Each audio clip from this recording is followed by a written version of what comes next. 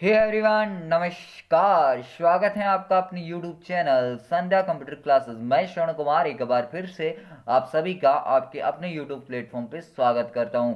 देखिएगा फ्रेंड्स, आज जो मैं आप सभी के लिए वीडियो लेकर आया हूं वो है RECET एग्जाम 6 मार्च 2022 को होने वाले RECET एग्जाम के लिए आपका जो टॉपिक वाइज अपने MCQ चल रहे थे उसी कड़ी में आज आपका टॉपिक नंबर 14 और साइबर सुरक्षा और जागरूकता। तो मेरे फ्रेंड्स देखिएगा कि आज आपके 11 से 12 बजे तक आपके 16 टॉपिक पूरे के पूरे कंप्लीट हो जाएंगे, है ना। तो जो भी स्टूडेंट अगर 6 तारीख को एग्जाम में बैठने वाला है तो एक तो ये सीरीज जरूर देखना और एक महा मैराथन क्लास को देख लेना। और इसके अलावा आप जितने भी हमारी टीम की ओर से जो भी मॉडल पेपर लाए जा रहे हैं उन सभी को आप अवश्य देखिएगा, ताकि एग्जाम में आपका 90 से पार वाला जो सपना है इस बार पूरा हो जाए। और क्योंकि आप जुड़े हैं RECET के सबसे विश्वसनीय चैनल संध्या कंप्यूटर के साथ, और लाइक शेयर एंड सब्सक्राइब तो बार बार कहने वाली बात नहीं होगी। सबसे पहला क्वेश्चन आपकी स्क्रीन पे कि किस प्रकार के साइबर अटैक में आपसे आपकी निजी जानकारी मांगी जाती है, जैसे कि पासवर्ड हो सकते हैं, नाम हो सकता है, जन्म तिथि हो सकती है और पिन हो सकते हैं। तो मेरे फ्रेंड्स, आप याद रखना कि जब भी आपसे अपनी निजी जानकारी मांगे और आपके ऊपर साइबर अटैक किया जाए, यानी आपके ऊपर मीन्स आपके सिस्टम पे, है ना, तो वो आपका क्या होगा, फिशिंग होगा। क्या होगा, फिशिंग होगा। अब देखिएगा कि साइबर अटैक क्या होता है ना, यानी कि आपकी जानकारी को चुराना, किसी भी तरीके से आपकी जो भी डेटा है उसको अगर नुकसान पहुंचाया जा रहा है तो उसको साइबर अटैक बोला जाएगा। और उस साइबर अटैक से आपको कैसे बचना है, बस वही इस टॉपिक में आपको पढ़ना है। और यहाँ से गारंटी के साथ बोलता हूँ कि 2 क्वेश्चन आपको एग्जामिनर देगा और वो दोनों के दोनों क्वेश्चन इस PDF से आपको देखने को मिलेंगे। तो देखिएगा कि इसका जो राइट आंसर है आपका क्या हो जाएगा, फिशिंग। यहाँ से आपका बिल्कुल ही करेक्ट आंसर हो जाता है। जो पासवर्ड अटैक होता है इसमें क्या होता है कि आपके जो पासवर्ड होते हैं उस पर अटैक किया जाता है, उस पर हमला किया जाता है। और मेलवर्टाइजिंग में क्या होता है कि एडवर्टाइज जितनी भी होती है उसके माध्यम से आपके सिस्टम को हानि पहुंचाई जाती है। अगला क्वेश्चन आपकी स्क्रीन पे कि निम्न में से कौन सा मेलवेयर का उदाहरण नहीं पूछा है कि कौन सा मेलवेयर का उदाहरण है ना, कौन सा मेलवेयर का उदाहरण है। तो मेरे मित्रों, स्पाईवेयर भी हो जाता है, वायरस भी हो जाता है, ट्रोजन हॉर्स भी हो जाता है, और उपरोक्त सभी यहाँ से जो है सारे के सारे विकल्प आप सभी के लिए बिल्कुल ही करेक्ट हो जाते हैं। अगला क्वेश्चन, और ये क्वेश्चन काफी इंपॉर्टेंट है, एग्जाम पॉइंट ऑफ व्यू से महत्वपूर्ण क्वेश्चन हो जाता है कि निम्न में से किस प्रकार की वेबसाइट पर अपनी व्यक्तिगत जानकारी दर्ज नहीं करनी चाहिए।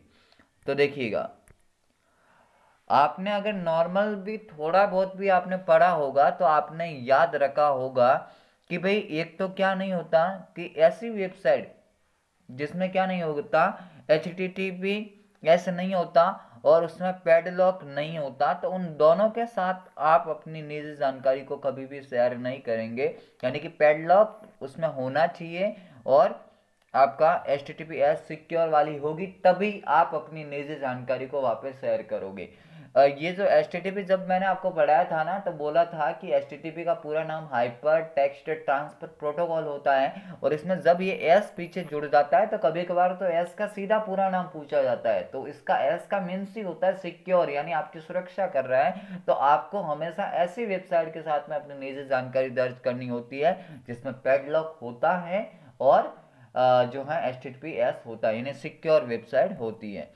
तो अगर आपके सामने ऐसी वेबसाइट नहीं है तो भाई आप नई जानकारी दर्ज करोगे, तो सीधी सी बात है कि ऑप्शन सी आपका यहाँ से बिल्कुल करेक्ट आंसर हो जाता है। ये इंपॉर्टेंट क्वेश्चन है, एग्जाम पॉइंट ऑफ व्यू से महत्वपूर्ण क्वेश्चन हो जाता है। तो देखिएगा, आपसे पूछा है कि निम्न में से कौन सा सॉफ्टवेयर आपकी कंप्यूटर की जासूसी करता है और आपसे संबंधित सूचना का आदान प्रदान करता है। यानी आपके सिस्टम पे क्या करेगा कि निगरानी रखेगा, जासूसी करेगा कि आप क्या क्या हलचल कर रहे हो, फिर आपकी जो भी निजी जानकारी है उसको जो है वहाँ हैकर्स तक पहुंचाते हैं। तो उनको मेरे फ्रेंड्स क्या बोलेंगे, स्पाईवेयर बोलेंगे, जो आपके ऊपर आपके सिस्टम के ऊपर क्या रखेंगे, निगरानी रखेंगे। तो यहाँ से ये याद रखना कि जासूसी जब भी नाम आए तो आप क्या करना, स्पाईवेयर कर देना। अगला क्वेश्चन आपकी स्क्रीन पे कि निम्न में से कौन सा मेलवेयर का कार्य नहीं है। तो अच्छा क्वेश्चन है। और देखिएगा मेलवेयर का कार्य क्या नहीं होता, तो भाई आपको सीधा सा पता है कि यहाँ पे जो ऑप्शन सी दिख रहा है ना, कंप्यूटर से डेटा को रिकवर करना। भाई मेलवेयर तो आपके कंप्यूटर को नुकसान पहुंचाता है, उल्टा ये कहाँ से रिकवर करेगा, है ना। तो यहाँ से ये सिंपल सी बात है कि ये तो इजी क्वेश्चन था, इसमें तो कोई कहने वाली बात है नहीं कि भाई डेटा को नष्ट करता है तभी आपके सिस्टम को हानि पहुंचती है, डेटा को चोरी करता है तभी आपके सिस्टम को हानि पहुंचती है। भाई रिकवरी करना तो एक उल्टा फायदा है अपने लिए, है ना। तो उसको तो मैं मेलवेयर नहीं बोल सकता ना, तो आप बोल सकते हो कि भाई ये मेलवेयर का कार्य नहीं होता, बाकी ऊपर के जो दोनों कार्य हैं वो मेलवेयर के होते हैं। तो बहुत ही अच्छे अच्छे क्वेश्चन आप सभी के समक्ष लेके आया हूं जो साइबर सुरक्षा एवं जागरूकता से आपसे पूछे जाते हैं, आपके एग्जाम पॉइंट ऑफ व्यू से काफी महत्वपूर्ण हो जाते हैं। तो प्लीज आपसे हम्बल रिक्वेस्ट है कि ज्यादा से ज्यादा संख्या में लोगों को इस चैनल के माध्यम से जोड़िएगा, क्योंकि 6 तारीख के दिन यही आपको क्वेश्चन सारे के सारे एग्जाम में दिखने वाले हैं। अगला क्वेश्चन आपके स्क्रीन पे कि निम्न में से कौन सा मेलवेयर का उदाहरण नहीं है। देखो ट्रोजन हॉर्स होता है, स्पाईवेयर होता है, वायरस भी आपको नुकसान पहुंचाता है, जबकि एंटीवायरस मैंने बोला था ना कि जब किसी नाम के आगे अगर कभी क्या दिखे आपको, एंटी दिखे, तो एंटी का मतलब होता है कि जो पीछे जो नाम दिया है ना उसके विरुद्ध वो कार्य कर रहा है। तो यानी कि इसके एंटी दिख रहा है आपको आगे, तो ये किसके विरुद्ध कार्य कर रहा है, वायरस के विरुद्ध। तो वायरस के विरुद्ध कार्य करेगा तो अपने लिए फायदा होगा ना, नुकसान तो होगा नहीं। तो मैं इसको क्या बोलूंगा कि भाई इसमें से जो आपका एंटीवायरस होगा वो मेलवेयर आपका नहीं होगा, बाकी के तीनों आपके मेलवेयर के उदाहरण होते हैं। अगला क्वेश्चन आपकी स्क्रीन पे कि निम्न में से किस प्रकार के साइबर अटैक के द्वारा आपसे चाही गई वेबसाइट की जगह किसी अन्य वेबसाइट पर ही आपको ले जाया जाता है। देखो कभी कभार क्या हुआ होगा, आपके साथ में भी हुआ होगा कि आप खोल तो कोई और वेबसाइट रहे थे, लेकिन किसी कारणवश वो ऑटोमेटिकली आपको किसी दूसरी वेबसाइट पे ले जा रहा है ना। तो वो भी आपके सिस्टम के लिए नुकसानदेह है। और वो काम कौन करता है, डीएनएस पॉइजनिंग करता है। कौन करता है, डीएनएस, है ना। इसको थोड़ा सही कर देना, डी एन कर देना बीच में, है ना, डीएनएस, फिर आपका हो जाता है पॉइजनिंग। तो यहाँ से करेक्ट आंसर आपको पता चल गया ना कि डीएनएस पॉइजनिंग का कार्य क्या होता है कि एक ऐसा साइबर अटैक होता है जो आप तो किसी और वेबसाइट पर जाना चाहते हैं, लेकिन ये क्या करेगा, आपको जबरदस्ती किसी और वेबसाइट पे ले जाएगा। तो उसको मैं क्या बोलूंगा, डीएनएस पॉइजनिंग बोलूंगा। अगला क्वेश्चन आपकी स्क्रीन पे कि निम्न में से कौन से साइबर अटैक के प्रकार हैं। तो देखिएगा आप सभी की स्क्रीन पे आज का ये क्वेश्चन नंबर 8 की इनमें से कौन सा साइबर अटैक है। तो देखिएगा कि जो ब्राउजिंग है, ब्राउजिंग का क्या क्या होता है, ब्राउजर होता है, यानी ब्राउजर में जो आप खोल रहे हो वो आपका ब्राउजिंग है। जो यहाँ पे ये सेकंड ऑप्शन है ना, इसको सर्चिंग करना, सर्चिंग, है ना, ये ग करना यहाँ पे। तो सर्चिंग का मतलब तो क्या आता है, डेटा को खोजना, तो वो भी नहीं होगा। जबकि फिशिंग तो मैंने आपको बताया ना कि फिशिंग तो क्या करता है कि आपसे अपनी निजी जानकारी मांगता है, जैसे डेट, नेम, पासवर्ड, पिन जो भी है ये मांगता है। तो भाई नुकसान देता कौन है, फिशिंग है। अगला क्वेश्चन आपके स्क्रीन पे कि कंप्यूटर ओनर की स्वीकृति या अनुमति के बिना कंप्यूटर नेटवर्क सिस्टम तक पहुंचने का इनमें से कौन प्रयास करता है। तो अच्छा क्वेश्चन है और एग्जाम पॉइंट ऑफ व्यू से महत्वपूर्ण क्वेश्चन हो जाता है। देखो स्पाईवेयर भी आपसे कोई अनुमति नहीं लेगा, ट्रोजन हॉर्स भी नहीं लेगा, वायरस भी नहीं लेगा। भाई ये तो सीधे के सीधे आपके सिस्टम में आएंगे, ऐसा तो है नहीं कि आप इनको अनुमति दोगे यानी तब ये आएंगे, ऐसा होगा नहीं। तो तीनों के तीनों आपके सिस्टम के लिए नुकसानदेह है, तो ये तो कभी भी आ सकते हैं, है ना। तो इसके लिए तो आपको अवेयर रहना है, आपके सिस्टम को बार बार रिफ्रेश करने की आवश्यकता होती है, एंटीवायरस उसमें डलवाने की आवश्यकता होती है। तो ये सारी की सारी चीजें हैं कि ये तो बिना पूछे आपके सिस्टम पे अटैक करेंगे। भाई आपसे ऐसा तो नहीं है कि जब भी आएंगे बोल के आएंगे कि हाँ अब मैं आ रहा हूँ, ऐसा नहीं होगा, है ना। तो समझना इसको कि जो ऑप्शन डी है जो बिल्कुल ही आपका करेक्ट आंसर हो जाएगा। अगला क्वेश्चन आपकी स्क्रीन पे कि डिनाइल ऑफ सर्विसेज कंप्यूटर में क्या करता है। तो अच्छा क्वेश्चन हो जाता है आपके एग्जाम पॉइंट ऑफ व्यू से तो डिनाइल ऑफ सर्विसेज का क्या काम होता है कि ये भी एक प्रकार का साइबर अटैक है जो आपके कंप्यूटर को क्या करेगा, ओवरलोड करेगा, है ना। कंप्यूटर को क्या करेगा, ओवरलोड करने का काम कौन करेगा, डिनाइल ऑफ सर्विसेज करेगा। एक एक बात मैं आपको बहुत ही आराम से बता रहा हूं, वीडियो को 2 बार देख लेना। यहां से जो भी 2 क्वेश्चन बनेंगे गारंटी के साथ बोलता हूं कि इस पीडीएफ से आपको देखने को मिलेगा। अगला क्वेश्चन कि हमलावर संक्रमित विज्ञापनों को अपलोड कर किस प्रकार का हमला करता है। तो भाई अभी तो बताया था कि एडवर्टाइज के माध्यम से तो कौन करेगा, मेलवर्टाइजिंग करेगा। तो इसमें तो कोई दोहराने वाली बात है ही नहीं, क्योंकि ये तो थोड़े टाइम पहले ही आपको बताया है।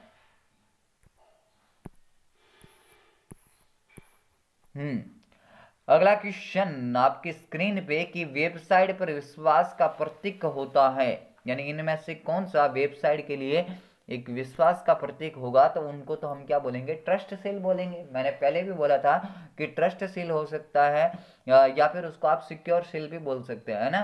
ट्रस्ट सील या सिक्योर सील जो भी नाम आपको दिया जाए, मेरे ख्याल से ऑप्शन एक ही रखना कि ट्रस्ट सील इनको बोला जाता है। क्लियर।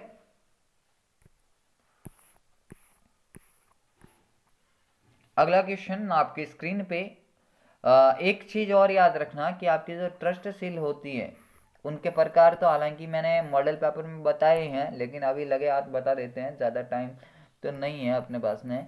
डेटा आपका कौन सा है, डेटा सिक्योरिटी सील सबसे पहला तो सिक्योरिटी सील, है ना।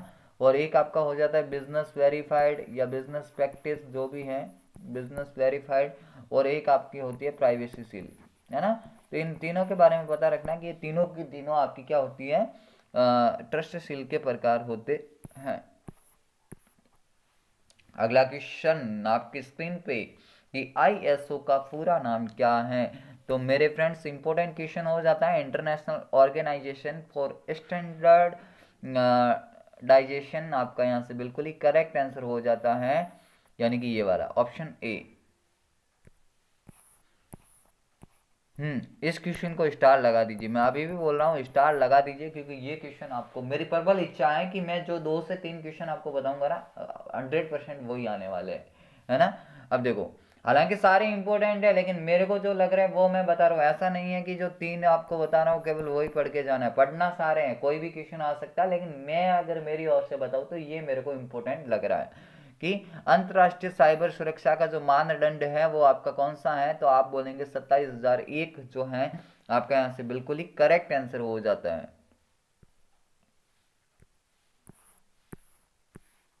ये क्वेश्चन भी लगा दीजिए क्योंकि इंपॉर्टेंट है।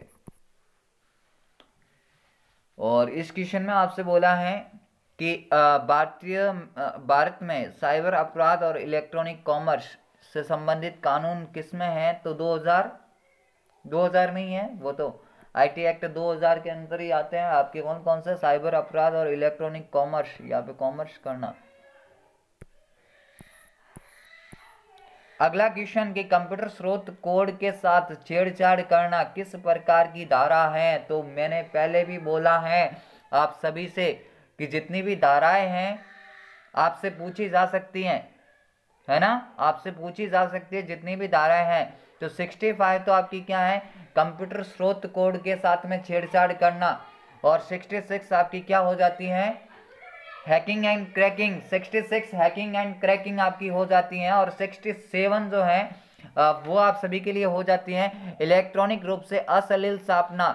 यानी अश्लील छापना किसके माध्यम से होगा, 67 के माध्यम से होगा। और आपकी जो 43 होती है ये मेरे ख्याल से आपकी होती है इलेक्ट्रॉनिक अभिलेखों के साथ में छेड़छाड़ करना, ये आपकी कौन सी है, सेक्शन 43 होती है। यानी कि अगर यहाँ से क्वेश्चन पूछा जाए तो 65 तो क्या है आपका, कंप्यूटर स्रोत कोड के साथ में छेड़छाड़ करना 65।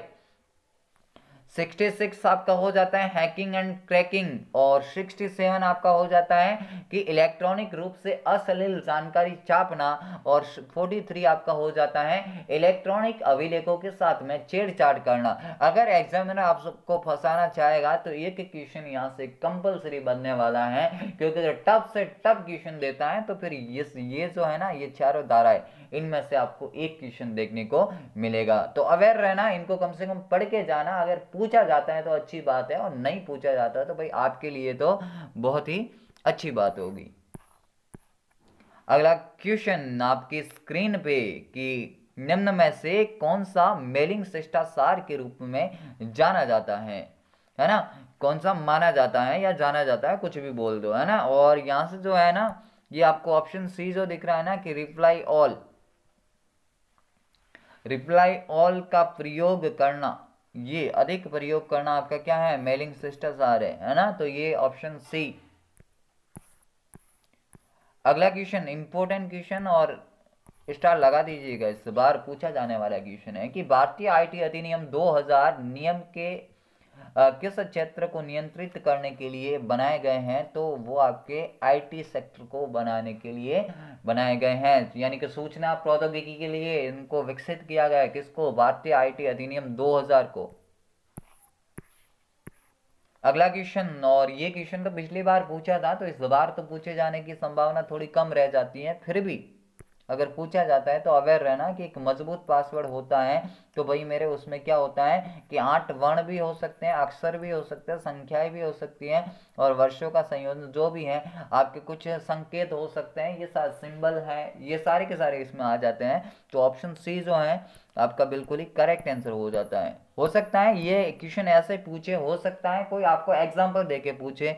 जैसे कि अगर मैं बात करूं कि आपके कुछ भी हो सकते हैं पासवर्ड, जैसे कि अगर मैं ये अगर कोई पासवर्ड बना रहा हूं तो क्लास तो मैंने क्या लिखा, क्लास का सी मैंने कैपिटल रखा, फिर @ रखा, फिर एच रखा, फिर जो भी है 4 5 6 जो भी आपको रखना है, आपने अपनी डेट ऑफ बर्थ रखी, जो भी है ना। तो ये जो आपको पासवर्ड दिख रहा है ना, इसमें देखो एक लेटर अल्फाबेट वाला है, बाकी स्मॉल है, कैपिटल एक कैपिटल, बाकी स्मॉल, एक सिंबल भी है, संख्याएं भी हैं।